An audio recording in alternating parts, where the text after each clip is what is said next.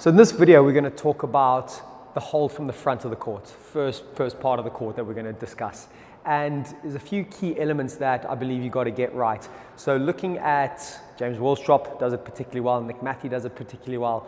I'm a massive fan of the idea of working from the ground upwards, getting your feet committed first, getting yourself in a position where you can really get the feet down nice and early, freeze them, and then everything else above that should hopefully stay relatively still for that really effective hold. How it gets done well for me is a relatively explosive first movement. So if I'm on the tee, here, ball's going to be in the front right, I would explode onto that ball quick.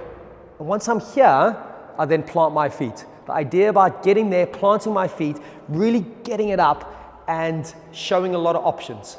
So on the backhand, it might look something like this. I would explode, I would stop, and there, if I can just stop for half a second, full second, my opponent is going to mimic that. The idea where my explosive movement onto a ball, they will have to come with me. They'll have to kind of get out of that shot and get up to the tee.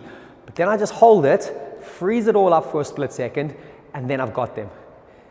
The execution of the shot doesn't necessarily need to be massively technical.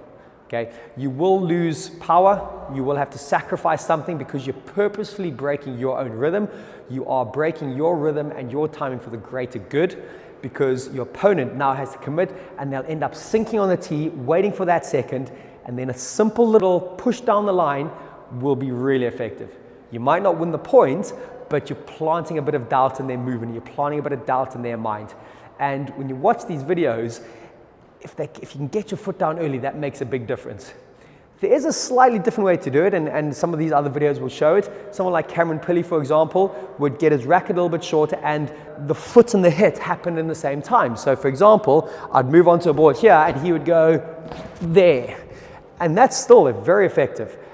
I prescribed a little bit more into the idea of freezing my feet first, because I just didn't feel that the foot pushing through the ball was as effective, okay? You just see the players, they do it really well, but that is definitely another way to do it. So if you are struggling with the idea of exploding, freezing, and hitting, or exploding, freezing, dropping, you might consider that idea about the floating front foot. So you could explode, hold, and then hit.